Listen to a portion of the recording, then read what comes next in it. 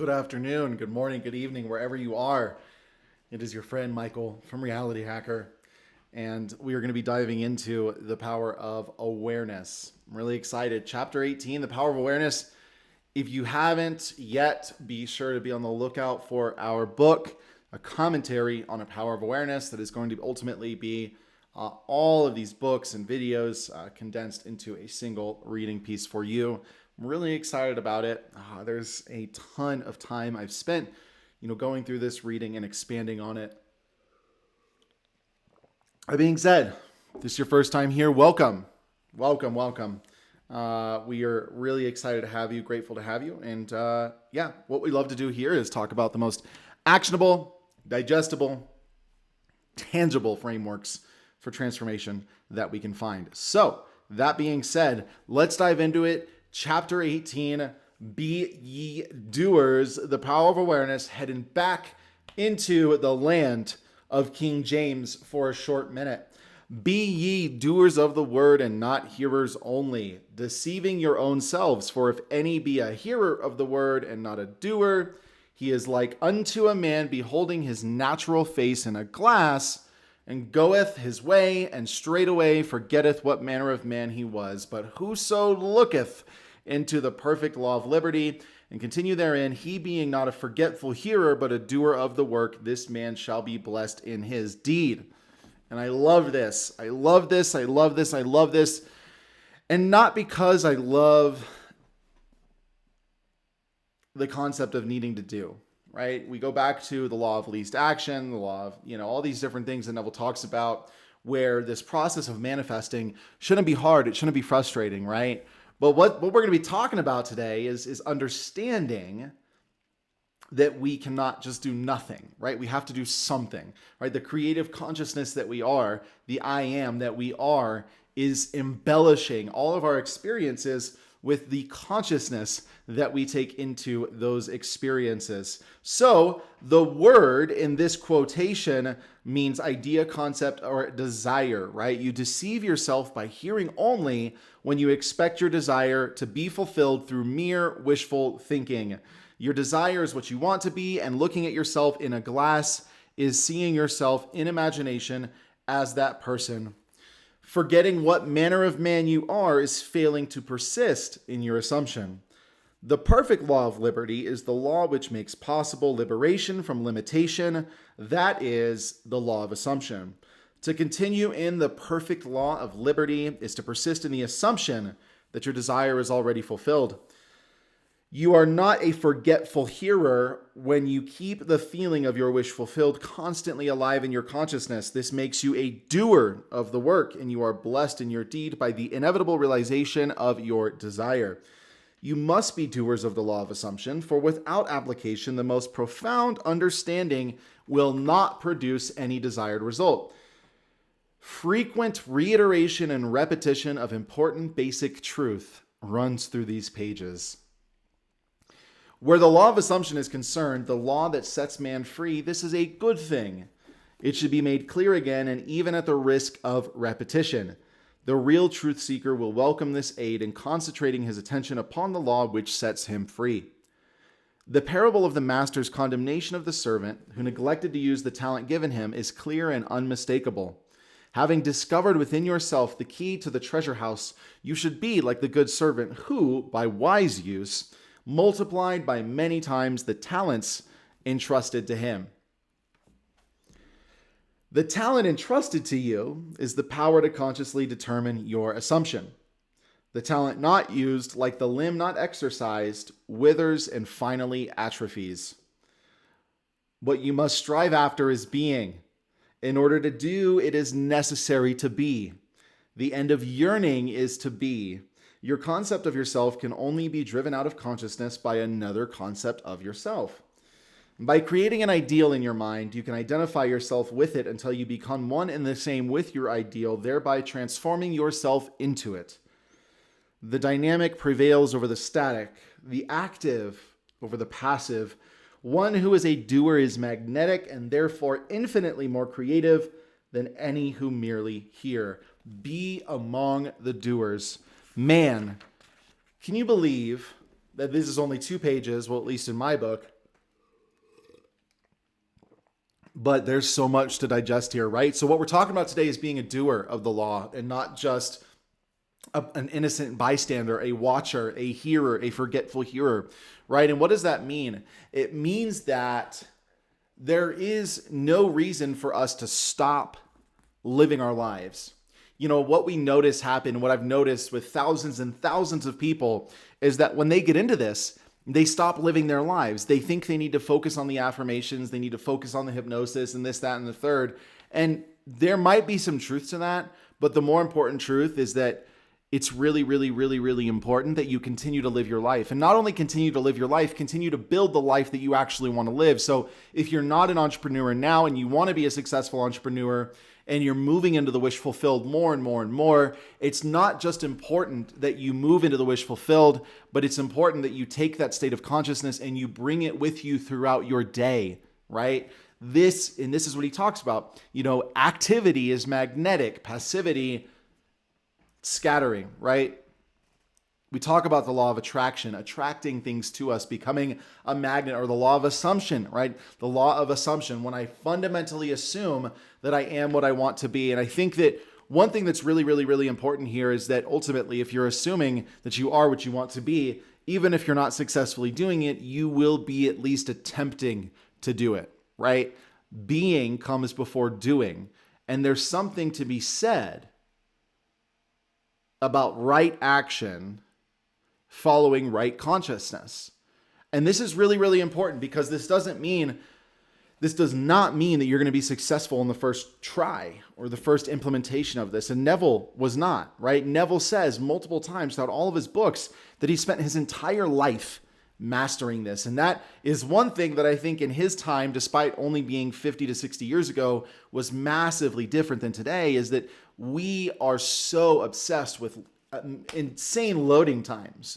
We're so obsessed with the journey not being a thing anymore, right? We're so obsessed with the destination and not the process of getting there. And what I find here, there's something to be said about, you know, living in your wish fulfilled. But what also happens here as you're beginning to persist and you're really moving into that state is you're becoming a different person. Your values are beginning to change. And here's the thing, like if you're embodying a wish fulfilled or a new state of consciousness and you don't necessarily find fundamental shifts happening, then the chances are, like Neville says, you are just merely wishful thinking, right? Manifestation is a body thing. It's not a mental thing. It's a body thing, right? As a person thinks in their heart, so they are.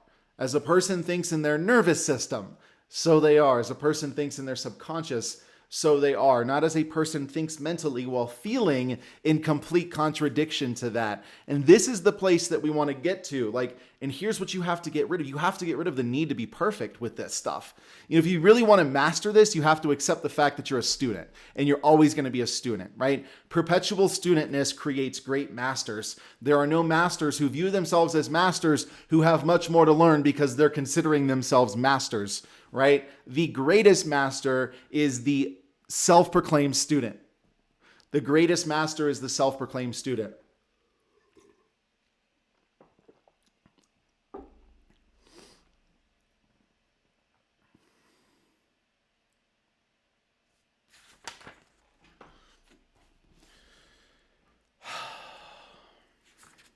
What I love about this is that, you know, we're diving into the reality of this law, right? That this integration here, it's all about the body. It's about what's happening inside of here.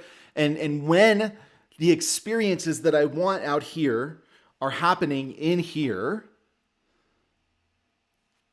first off, what's really interesting about that is that most of the time you don't even notice, like you're not even conscious of like, oh, I've actually stepped into my desire when they're happening out here, right? When we become so obsessed with cultivating an inner world that reflects the outer world that we want to live in and cultivating that in such a way that it exists inside of us without resistance or tension, by the time that happens, through all of that work, we're going to find ourselves externally in a place that's matching that work. But this is the whole thing here, right? So many people spend so much of their time, is it here yet? Is it here yet? When's it going to be here? When's it going to be here? And it's not about that. Because to a degree it is here. when we look at a fifth dimensional, frame, when we look at life or human life through a fifth dimensional frame and we identify as imagination or awareness, what we want is already here. What we want is already here because creation is already finished. And if creation is finished, then my only job is to move into a state that's receptive or creative to whatever it is I'm wanting to experience. And then on top of that, it's really, really, really, really, really, really, really important to understand that when it comes to desires, we don't want things. We want the feelings that we think those things are going to bring to us, right? We think about the relationship, we think about the joy, we think about the money, we think about the business, we think about the career, whatever we're thinking about that we want, there's an emotion, there's a feeling that's associated with the actual experience, or that we think will be associated with the experience of that thing. And that's actually what we're looking for. Because things have no life in and of themselves. We give life to everything that is by our assignments of meaning. And when we can understand that who I am is all imagination experiencing itself for a short while as a human, that second part not really even mattering, I can understand with all confidence that moving into a state outpictures it in my life. And I have to have the honesty and the humility to say, well, you know what? My life isn't necessarily looking how I want it to look. It's time to focus on my internal world. It's time to start making shifts there. It's time to start looking at how I'm interpreting situations that are happening. One really good way to determine what your self-concept is in any situation is to look at your reactions to it, right? Because our reactions show us what we believe to be true. Because the way a reaction works is we experience a set of stimuli, and then what we know to be true about that and ourselves based on our own experiences is filtered, you could say brought up, and then our frame of reference for whatever this thing is built entirely around what we believe about ourselves, right? Our reactions are our biggest indicators of where we are, of what states of consciousness that we're living in, right? So you're not a forgetful hearer when you keep the feeling of your wish fulfilled constantly alive in your consciousness. And here's the thing about that. If you're fighting to keep the wish fulfilled alive, you need to stop and just take a break for a little bit, man, right? Because as long as this is a force thing, it's never going to be a flow thing, right? Force can't turn into flow. Flow can't turn in, flow can definitely, I take that back. Force can definitely turn into flow, but not without a bunch of stipulations in place, right? Flow can turn into force, also not without a bunch of stipulations in place. But generally, let's just take that principle, right? Flow comes from flow. Internal flow creates external flow. Internal force creates external force, right? Think about an area of your life that you're really struggling to make progress in. When you not think about it, when you feel about it, you feel the struggle. You feel the hardness. You feel the sense of limitation. You feel that sense of, oh, this is hard. And that's why the fundamental thing that nobody talks about with Neville is that you have to understand that you're not fundamentally human. You are fundamentally the awareness that is aware of the human that consciousness is seeming to exist in, right? Because as long as I'm just convinced that I am this and this is all that I am, dude, this is going to be a really, really, really, really, really, really hard process. Because I tie my identity to my circumstances. I hope you like my Star Wars cup. What happens when I tie my identity to my circumstances is that it's impossible for me to create a new identity. It's impossible for me to step into a new identity permanently. And this is why I have to fully immerse myself in a new state of consciousness without holding on to that old one and then continuing to live my life knowing that the law of assumption is one of the only immutable laws in the universe apart from the law of life itself. And when you're keeping the feeling of the wish fulfilled constantly alive in your consciousness, it makes you a doer of the work. Right? When you're keeping the feeling alive, it's not that you're doing things, it's that you're keeping the feeling alive. But here's the thing, if you're keeping the feeling alive, you're creating, you're conceiving, You are moving, right? You are active, okay? There's no way we're going to keep the feeling alive and then just sit like this for 30 months and expect $10 million to fall on our heads. And we've got to get away from that. We've got to get away from that because we are all imagination. We are this freaking powerful consciousness from which the entire world and universe, and maybe even multiverse, if there is one, comes into being from. That is our fundamental identity. And that is the key. If we want to nail this work, if we want to get this work, and he says this, man, he says this, frequent reiteration and repetition of important basic truths run through these pages, right? And the truths are this, that man or woman is all imagination, right? The all of who you are is fully infinite imagination, and ultimately that the assumptions that we carry, the fundamental convictions that we move throughout our day with are what affect, inject, and create our circumstances. Where the law of assumption is concerned, the law that sets man free, this is a good thing. It should be made clear again and again, even at the risk of repetition. If you're reading this and you're finding yourself at a block, settle back into your center, because there's not anything else that's going to come. It's more so going to be a different revelation of what you've already read. If you notice, throughout these books, Neville, he writes the same thing over and over and over again in different ways. The reason is because there is that. That is the only, you don't need to do all these different 5, 10, 15, 35, 45, 75 step methods, man.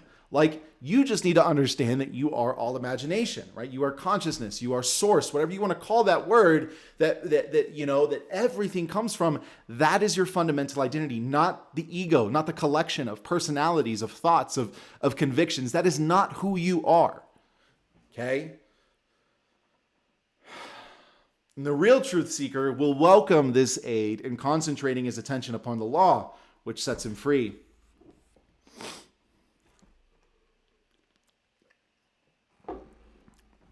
The parable of the master's condemnation of the servant who neglected to use the talent given to him is clear and unmistakable, right? Having discovered within yourself the key to the treasure house, assumption, you should be like the good servant who, by wise use, multiplied by many times the talents entrusted him. The talent entrusted to you, what you've been given, the power, the gift itself is the power to consciously determine your assumption. The talent, if it's not used, like the limb, not exercised, withered, and finally atrophies. And so what this tells us is that there's an active use required here, right?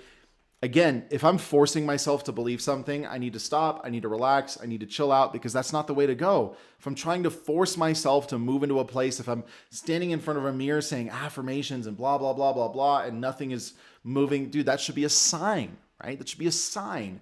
You know, manifestation is about the body, right? From the heart flows the issues of life, not the mind, from the heart, right? Here's the thing. What we must strive after is being. And if you've read any other type of work of this nature, right, and we talk about this a lot, Charles Hannell, Napoleon Hill's mentor, you can only do to the extent that you can be. You can only be to the extent that you are, and what you are is defined by what you think to be true of yourself, right? So we don't need to strive after the right action. We need to strive after right consciousness, because right consciousness produces right action. And this is where so many people are spinning their wheels. It's like, dude, if you could just sit metaphorically in that right consciousness and dwell in it and live from it, you wouldn't have to worry about how many times you failed or succeeded, because the end is inevitable, right?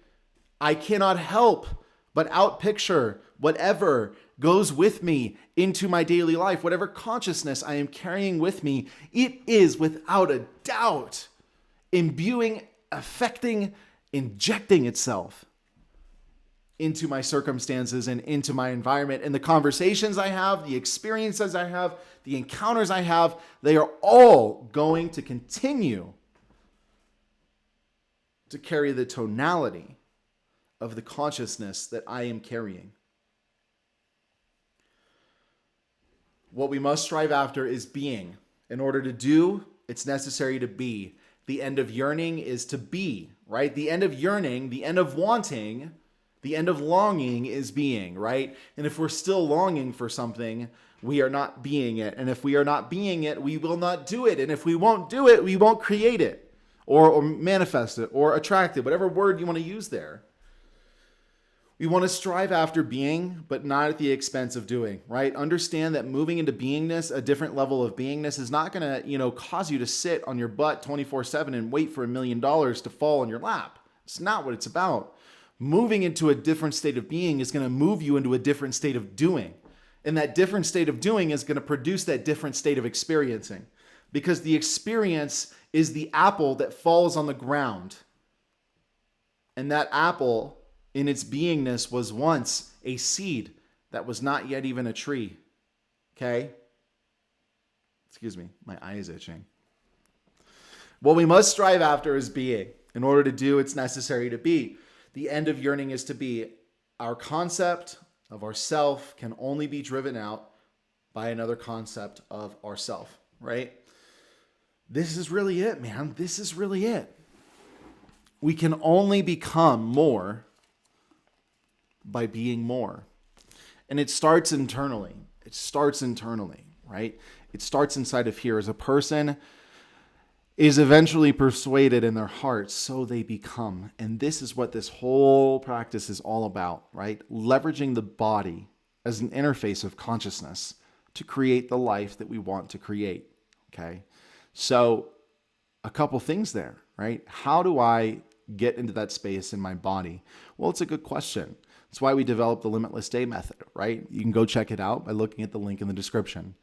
Moving that energy around in the body is critical to moving that energy around in the mind, right? We talk about leveraging the mind as a creative hub. It's like, dude, the mind follows the heart. The mind is always going to present us with what the heart already believes, but in multiple forms and scenarios. And so this is why the focus is in here, right? Down here, moving into that space, that new state of consciousness without a sense of resistance. Because the resistance indicates a lack of belief, or right? Belief, being, It's so clear when we break it down like this, but sometimes it just has to be broken down. So thank you for spending some time with me today. We've gone through chapter 18 of The Power of Awareness, Be Ye Doers. If you enjoyed what you heard today, go ahead and subscribe, like, comment. Would love to hear what you have to say. This is a community. We're growing together. If you have any questions, if you have any comments, anything that you'd like to share, I'd love to hear from you. Hope you subscribe. Hope you become a part of our community. And I'm looking forward to talking to you soon.